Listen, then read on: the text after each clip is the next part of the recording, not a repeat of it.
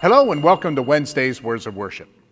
Last week we talked about preparing to go on vacation and the things we need to pack, like the appropriate clothing for our destination, our toothbrushes and our hair products and other things. Then we turned the corner to talk about what we need for our spiritual journey. The first item we need to pack is obedience to God. And we looked at the obedience of Abraham and his journey to Moriah from Genesis chapter 22, where God tested Abraham. And then we finished last week by reading John 14:15, where Jesus says, "If you love me, you will keep my commands." And verse 21, where Jesus again reiterates, "Whoever knows and obeys my commandments is the person who loves me." And we know we can't travel very far in our spiritual journey without loving Jesus. And part of our love for him is to obey him. Now, in addition to obedience, the next item we need to pack for our spiritual journey is exemplified by Joseph, and that is integrity.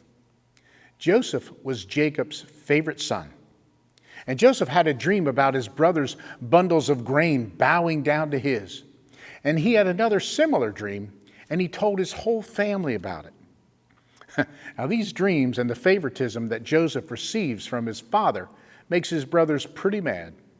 And one day, they conspire to kill him.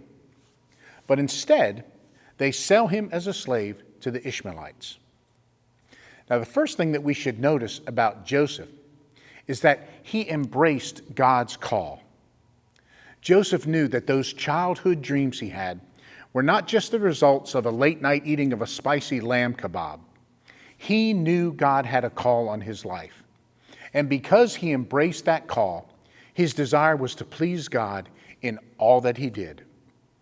Now, Joseph was purchased by a man named Potiphar, and Potiphar recognized the favor of God on Joseph.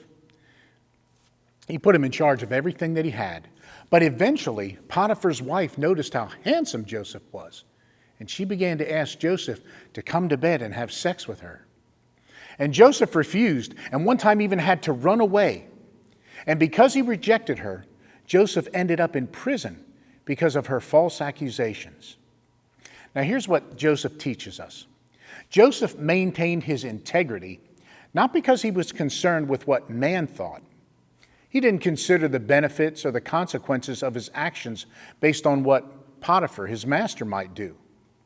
In Genesis 39:9, after telling Potiphar's wife that he couldn't sleep with her because his master trusted him, Joseph says this, "How could I do this great wickedness and sin against God?"